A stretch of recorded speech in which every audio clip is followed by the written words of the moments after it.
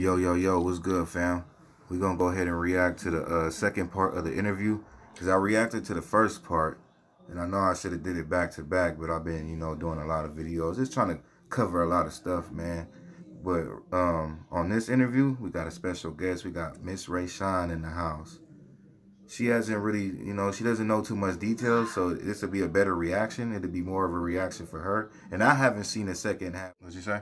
You got to just speak up a little bit. Well, I said it's flashing back in his head. He felt guilty. Yeah, look. He feeling guilty. Every time I pause it, I get it. I went back on accident. Over 60 stitches in her foot. Okay. And so she's crippled on a scooter, can't walk, can't do anything. So I went out there to help take care of her. And so you got there on Friday, correct? Correct. At what time did you get in? I'm sorry.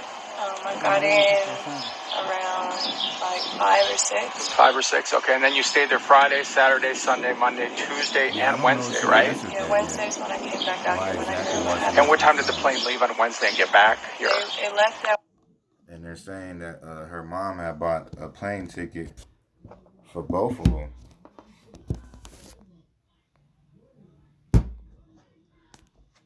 So yeah, still some more stuff, I gotta get into. But what you think so far? Just a couple seconds in. She feeling guilty? They both are. I feel like she got something to do with it too. Well, we already know he killed Amari. So right now what we don't know is her involvement. So we're gonna focus more on her. So, that's where the main focus is right now. 1:30 and it got here at 2:30. 2:30? Was it Frontier? Yes. Again? Okay. And I mean, what were you doing all this time after he told you this? I mean, were you just freaking out, or what were you? Panic mode, freaking out, crying, screaming, just. You know what I think it is? I don't think they knew the interview was gonna be this long, so they didn't plan a story in their head. So pretty much they're just freestyling everything right now. And they don't know, Oh yeah, that's exactly what they're doing. They don't want to contradict themselves. But them interviews, man, these news reporters, you don't think they talk to law enforcement and work with law enforcement before they go do these interviews? Yeah. So to where they already doing the interview in the mind state of law enforcement. Right. To ask the same questions so law enforcement could go back and look at, this story counts too. They go, well, in the news you said this, or then they got the people that read bodies, and they might not even need this for physical evidence, but evidence for themselves to attack them, to go harder on them. Just like we watching and we could tell they think the same thing. So that's going, all right, once they feel that, then my baby's gone. And I'm hundreds of miles away and I can't go out and look. You hundreds of miles away, but why did you? You in your phone. That was a good one too. It's gonna save it? I don't know. I ain't worked with this program. My bad, y'all. My phone died. My phone does die a lot. I know y'all like, dang, his phone always dying. I mean, what were you doing all this time after he told you this? I mean, were you just freaking out, or what were you? Panic mode, freaking out, crying, screaming, just, my baby's gone. Yeah. And I'm hundreds of miles away and I can't go out and look for him. So I'm rushing, driving to the airport. My mom lives in the country, so it's a 2.5-hour drive to the airport. So I'm speeding through all these little hick towns, trying to hurry up to get to the airport because my baby's missing, and I need to hurry up and get home. Yeah. And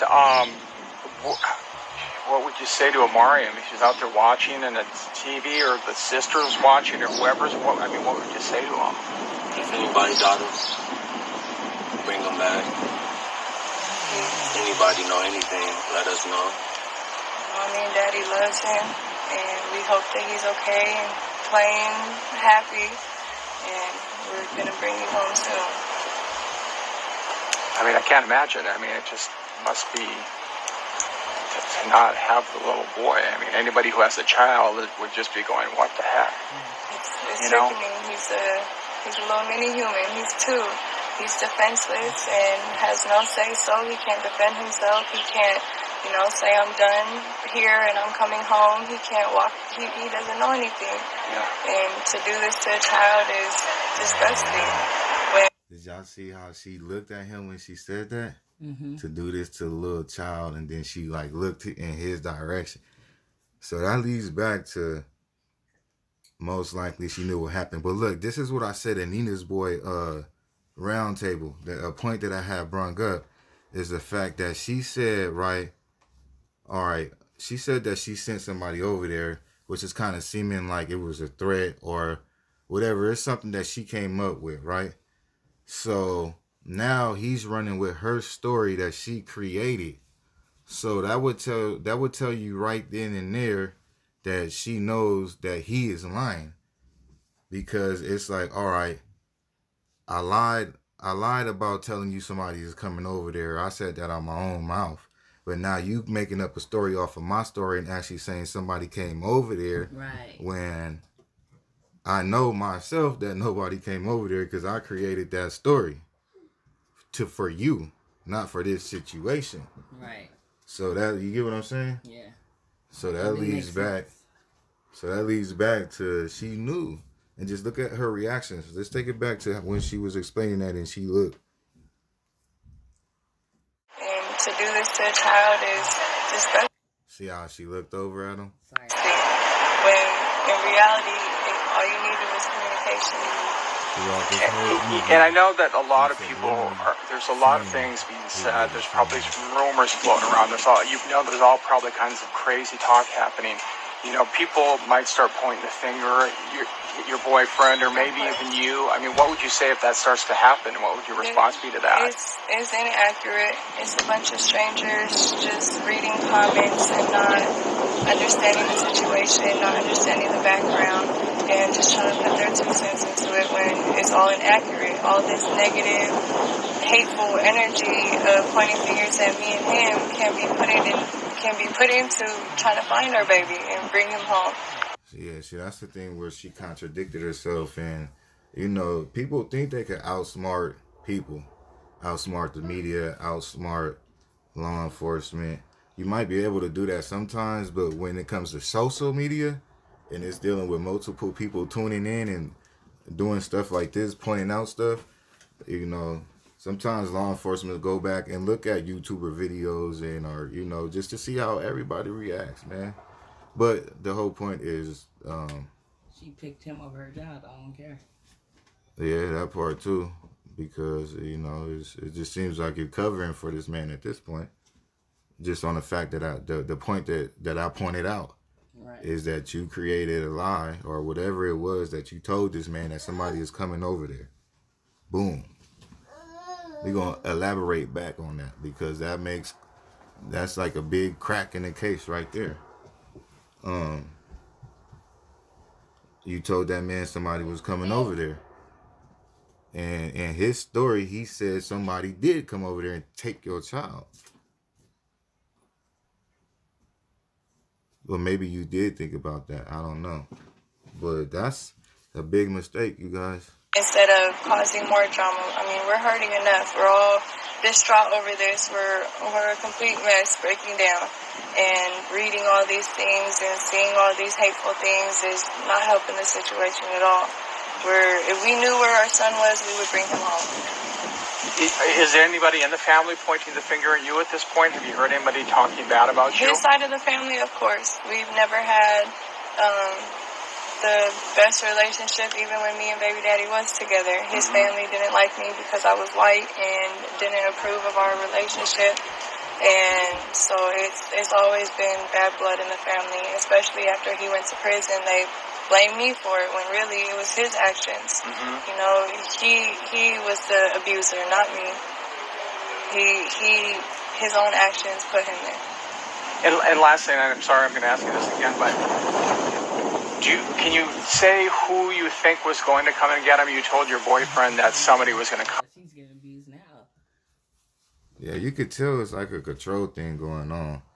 And then with the pimp rumors, and it kind of looked like it, you know, not to just judge nobody, but kind of looked like they in that business.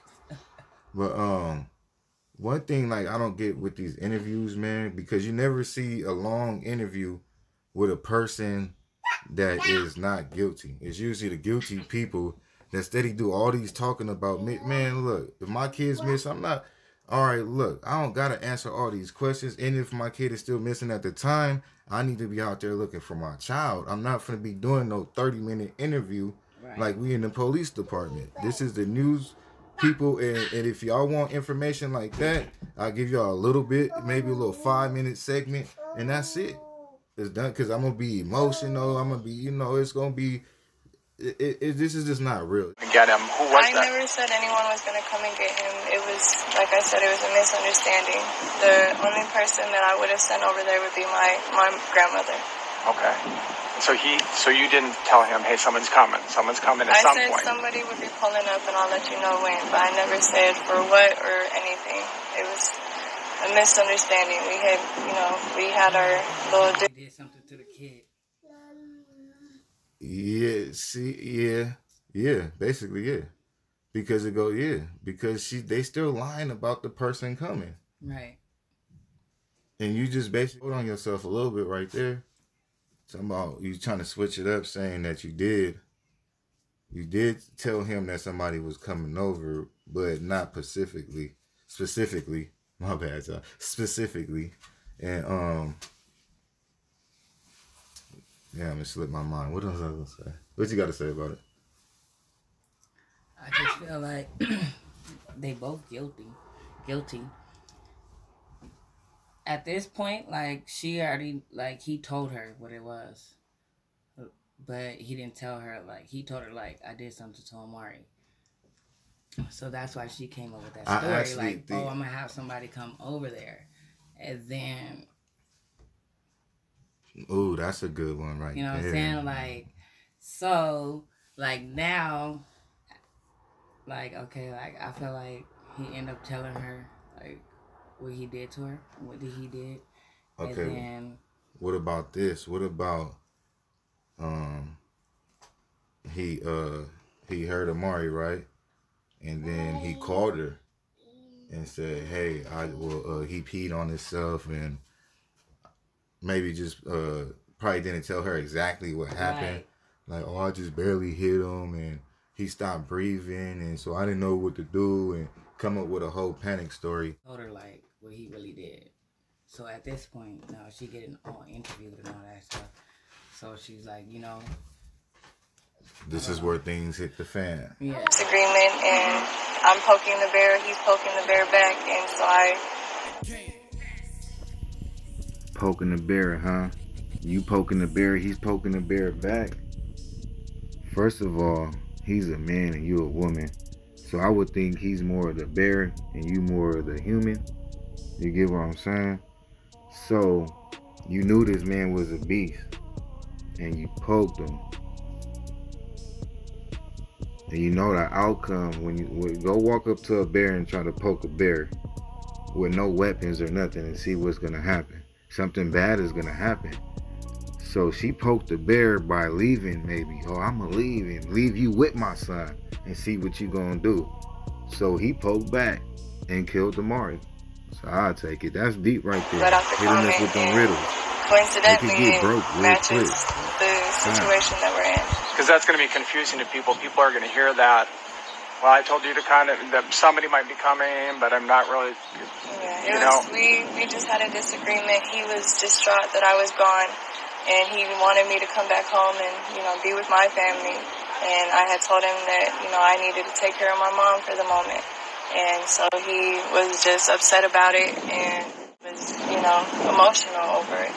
And are you talking your boyfriend or the dad? My boyfriend. Your boyfriend, okay. My boyfriend was emotional that I wasn't in Vegas anymore, that I was in Colorado. That's the whole story right there, y'all.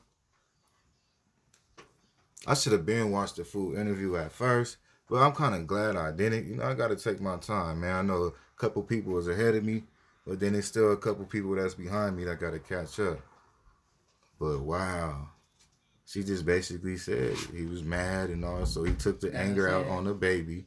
Probably didn't mean to do it that much. And then it was like he meant to hurt the baby, but not meant to kill the baby.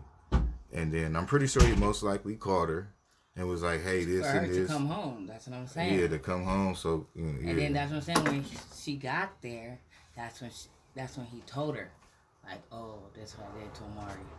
So now she like, she already cried and did whatever she did, but, you know, she still defended him.